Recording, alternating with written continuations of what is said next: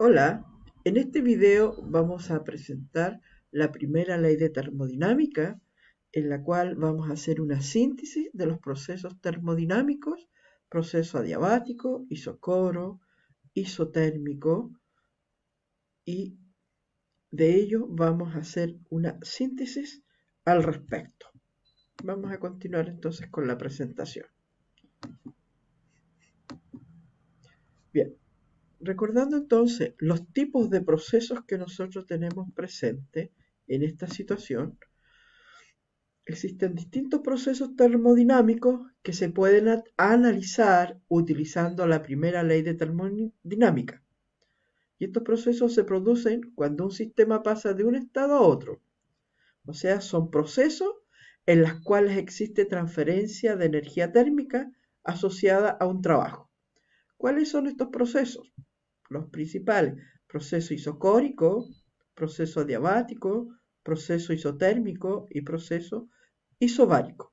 Cada uno de ellos nosotros vamos a hacer las descripciones al respecto de las situaciones.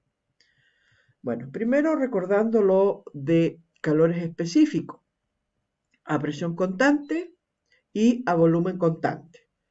Estos calores específicos se utilizan en alguna de las ecuaciones que permiten determinar energía interna o muchas veces calor, que se utiliza el Cp, que nosotros le llamamos coeficientes caloríficos.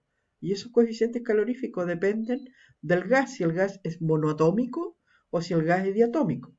Si el gas es monoatómico, el Cv vale 3 medios el valor de R. R es la constante universal. Y el Cp, que es la constante a presión constante, eso es 5 medios R, que el R representa la constante universal de los gases. Cuando el gas es diatómico, la energía interna la podemos determinar como 5 medios por el número de moles, por la constante universal y la temperatura, la variación de temperatura. ¿Cómo calculamos entonces el calor específico a volumen constante en un gas diatómico? 5 medios R, Cp 7 medios R. También tenemos que tener presente en los gases y en las ecuaciones es el índice adiabático cuando tenemos un proceso adiabático, y eso va a depender si el gas es monoatómico, como el helio, el argón, su índice adiabático va a ser 1.67.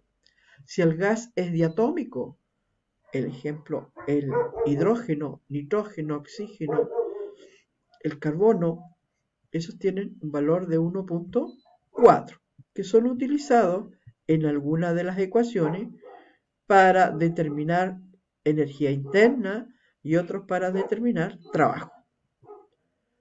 Bueno, observando en esta lámina, tenemos el trabajo realizado en un ciclo termodinámico.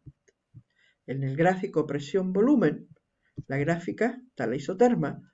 Entonces, cuando se realiza trabajo en un punto de A a B, en este sentido, ya trabajo realizado por el gas durante una expansión. Entonces aquí partimos de un volumen y el volumen en el otro punto B aumenta, por lo tanto se produce una expansión. Cuando se produce una expansión significa que el gas realizó un trabajo sobre el sistema. En la siguiente, vamos desde el punto B al punto A. Así se realizó el trabajo. Un volumen, posteriormente el volumen disminuye, significa que hay un proceso de compresión. ¿Qué implica esto? Que el trabajo realizado sobre el gas durante una compresión, o sea, el medio realiza el trabajo sobre el gas. La siguiente, trabajo realizado neto durante un ciclo. Entonces aquí tenemos un ciclo completo de A a B y de B llegamos a A con algún proceso que puede ser isotérmico, puede ser adiabático o alguna etapa va a tener el proceso, cómo se va a realizar de una etapa. Entonces el trabajo va a ser la sección que está encerrada entre las dos áreas y eso va a representar el trabajo neto de una situación. Cuando tenemos una transformación isobárica, esa transformación isobárica de una etapa a otra se produce a presión constante, o sea, la presión no varía, como el proceso que nos muestra acá. Se aplica calor al sistema en este caso, el gas se expande, por lo tanto, ¿qué es lo que hace? Aumenta el volumen en este caso. Aquí está la isoterma de la primera temperatura, aumenta la temperatura, tenemos otra isoterma, pero ese proceso se hace a presión constante. Por lo tanto, para esta situación, ¿cómo determinamos el trabajo termodinámico? La presión por la variación de volumen final menos inicial. Y el calor, ¿cómo determinamos el calor que se entrega? Como Cp, que es la constante de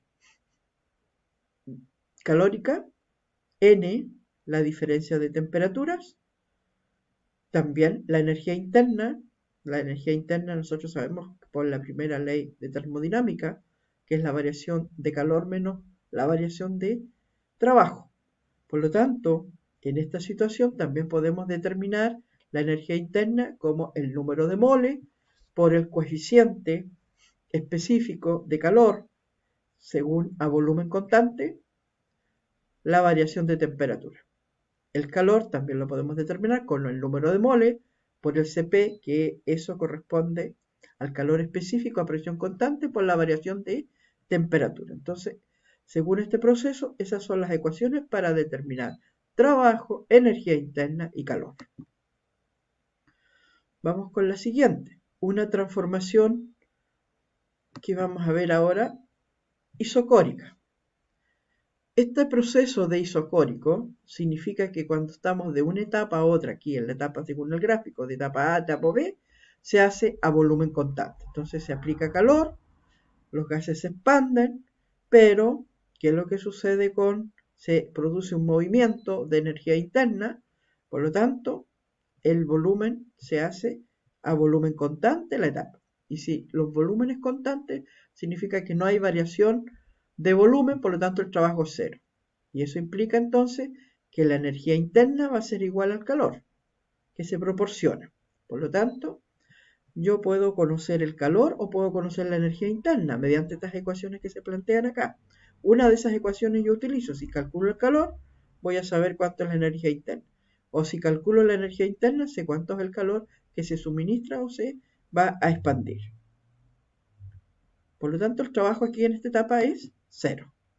Haciendo un resumen de ese proceso, la diferencia entre el calor y el trabajo realizado en un cambio de temperatura. Aquí tenemos las ecuaciones, el número de moles por el calor específico a volumen constante, que va a ser la energía interna, por la variación de temperatura. Y eso es cuando se hace a volumen constante. El proceso isotérmico. Este proceso isotérmico se hace de una etapa a otra a temperatura constante, o sea, la temperatura permanece constante de esta etapa a otra. Entonces, esto que está aquí es una isoterma, y cada vez que nosotros dibujamos un proceso, el proceso de A al punto, el P1 al punto P2, se hace dentro de la isoterma. ¿Ya? La curva es una curva de temperatura, pasa a ese proceso. Entonces, ¿qué vamos a tener en esto? Que la temperatura 1 es igual a la temperatura 2. Y como no hay variación de temperatura, la energía interna es cero, porque la energía interna de un gas va a depender de la variación de temperatura. Y si no hay variación, la energía interna va a ser nula. Bueno, ocupando las ecuaciones de estado P1, V1, P2, V2, no colocamos la T porque la T es constante, por lo tanto se simplifica. Me quedaría de esta ecuación las presiones y volúmenes en cada una de ellas. Bueno, ocupando estas ecuaciones podemos nosotros determinar cómo vamos a calcular el trabajo cuando es un proceso isotérmico.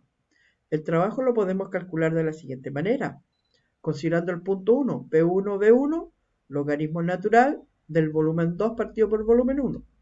O bien, como P1 es igual a V2, P2, V2, V2, V1, o también P2, V2, eso es la constante universal, que nosotros le llamamos nRT. Entonces, mediante esta ecuación, podemos nosotros también determinar el trabajo. Tengo tres posibilidades de poder determinar el trabajo.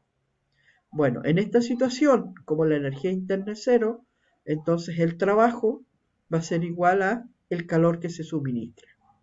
Y aquí en el gráfico se muestra la evidencia cómo es el proceso que se va dando. En el proceso adiabático, en este proceso adiabático, lo que sucede, aquí tenemos las isotermas, una, y se produce una variación de temperatura. Por lo tanto, la curva se parece a la de isotérmico. Pero la curva que se señala de proceso de una etapa a otra no va en la misma curva de la isoterma. Por lo tanto, hay un cambio de temperatura que puede ser aumentar o disminuir, como lo que muestra en este proceso.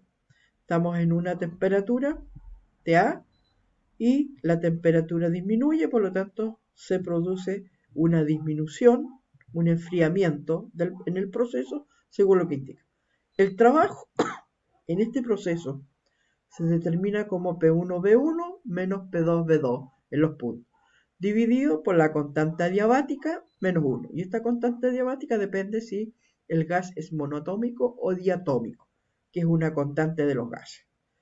Bueno, en este proceso la energía interna va a ser igual a menos el trabajo, o el trabajo igual a menos la energía interna. Entonces yo puedo calcular el trabajo y al tiro puedo conocer la energía interna, porque el calor es cero. Aquí no hay transferencia de calor.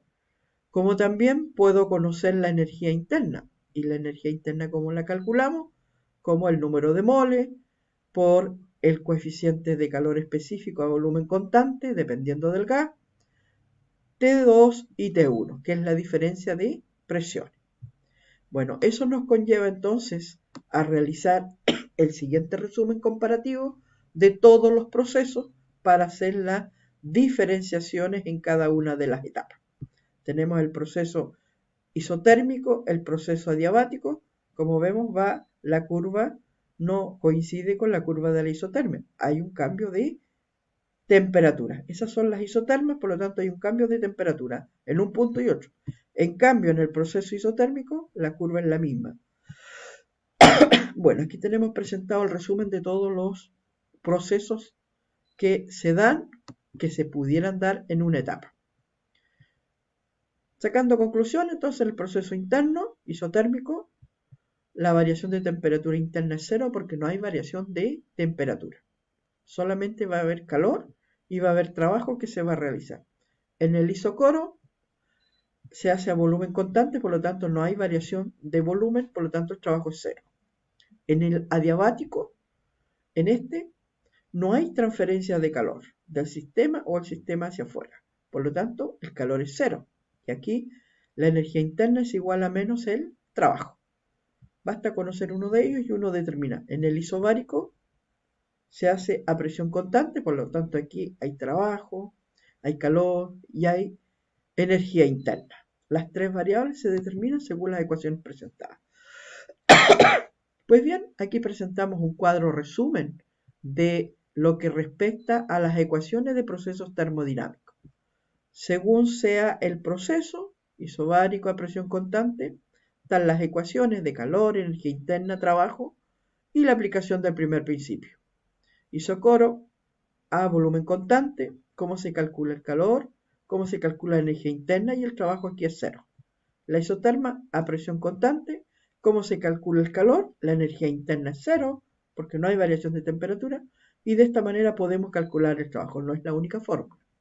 Y por último, en el adiabático no hay transferencia de calor, la energía interna y el trabajo, uno de ellos uno lo puede calcular y podemos saber de la otra dimensión.